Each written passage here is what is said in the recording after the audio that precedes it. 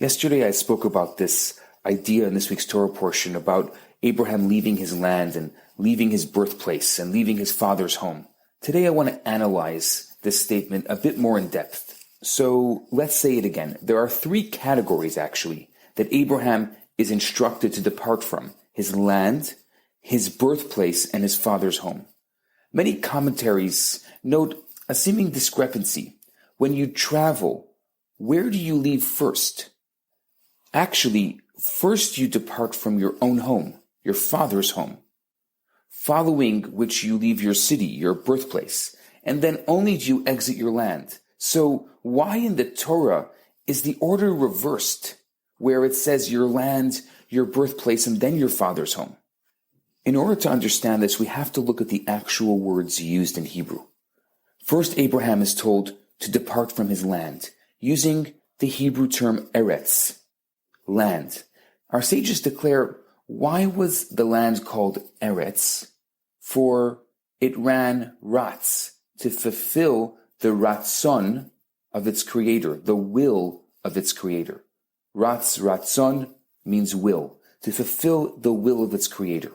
When Jewish mysticism searches for parallels within the human soul and the human experience, eretz is considered a reference to ratzon, to our will, to a person's will.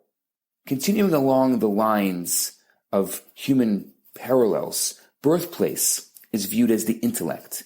The intellect's unique quality is in its ability to shape, to give birth to the emotions, as well as to the person's thought, speech, and action.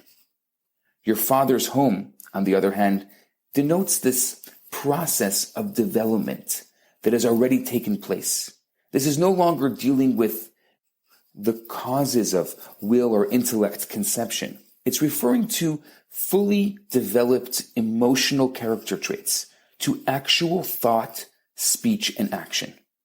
Understood in this light, God's directive to Abraham reads as follows: leave your land, leave your innermost desires, get in touch with something higher than yourself, something that transcends your very will. Depart from your birthplace. Even after changing your basic desires, you have not yet achieved much if your intellect insists on being close-minded, on sticking to the intellectual approaches to which your mind has become accustomed to.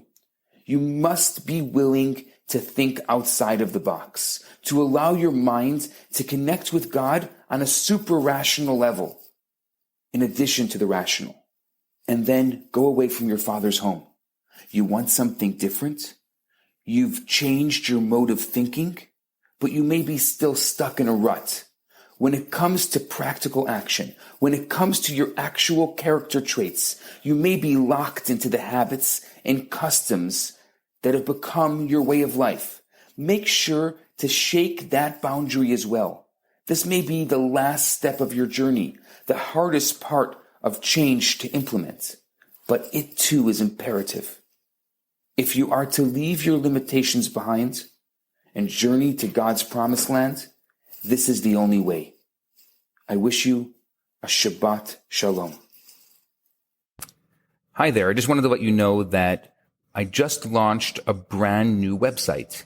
It's theloverabbi.com, TheLoverabbi.com, theloverabbi.com, and it has lots of very interesting things there. Especially, you can purchase a lot of the different classes and lectures that I have given over the past few years. And you can also take a look at the current classes and lectures that I'm giving and the current events that I am doing on relationships. So I encourage you to go check it out. It's theloverabbi.com. Thanks so much.